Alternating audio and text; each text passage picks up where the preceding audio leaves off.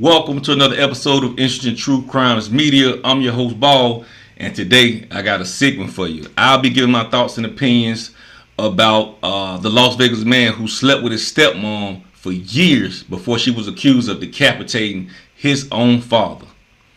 That's crazy. Y'all already know what to do. Hit that like button, subscribe to the channel. Please share the content so we can let everybody know and show all the madness that's going on out here in this world. All right, without further ado, let's go to work.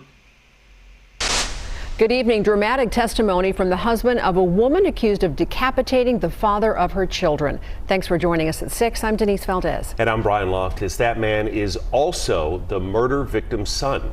8 News Now investigator David Charnes covering this case. David, now day 2 of this murder trial. And Brian, Denise, one day after Devin Michaels' attorney told the jury her husband, who is also essentially her stepson, killed and decapitated that victim, he told the jury he is not involved in this at all. Michaels is on trial for the 2023 murder of Jonathan Willett, the father of her 2 children.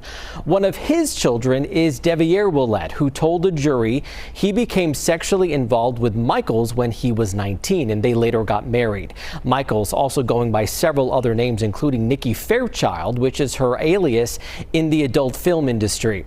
After Michaels' defense attorney tried to pin this murder on Devier Willett, the prosecutor flat out asked him under oath if he did it. Did you kill your father? No, sir. Did you have any involvement in killing your father? No, sir. Did you have any involvement in what happened to his body after? No, sir.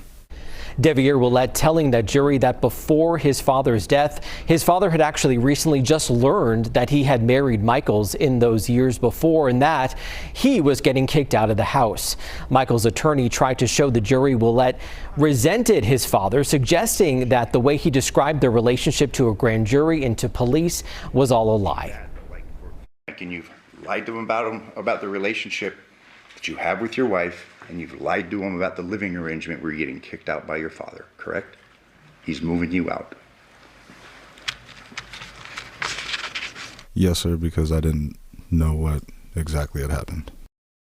Devier Willett telling the jury he didn't actually remember much from the time of his father's murder because he says he was drinking heavily, but that he resented Michaels after her arrest. He said he hasn't talked to her since and he wants a divorce. Now, he, of course, not facing any charges. This is her trial. Prosecutors say there was no cell phone or video evidence connecting Devier Willett to this case at all. Meantime, Henderson police testifying today about their investigation, including their search for Jonathan Willett's things, including his car keys and his wallet. They testified they actually found it in Devin Michaels' bedroom, and they say they searched far and wide for his head, but they never recovered that or the murder weapon. I'm David Charnes, 8 News Now.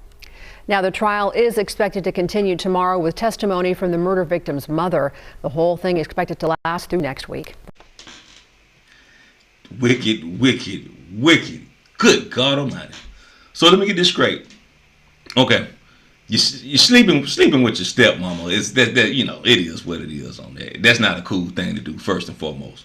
But for her to decapitate your own father, it's something that I'm just very puzzled on when it comes to this story. It's like, was he aware of? I'm pretty sure that they used to pillow talk, you know, and I can't really say who put who in what head and what person, but this just all sickening. This just all sickening. You know, decapitating the father of your children as well as sleeping with his son. Whoa, that's some stuff right there, man. That's some stuff. You know, throughout the years when I was coming up, you know, the men in my life, you know, me and my brothers, you know, we got 3 different daddies. So, you know, we would always, when my mom wasn't with, you know what I'm saying, at a point in time wasn't with them, you know, they would introduce us to, you know, whoever their lady friend was, but that never crossed our mind because it just was a level of respect. Now, I don't know as a son, whether, I don't know, she could have, you know, led him into it, or he could have pursued.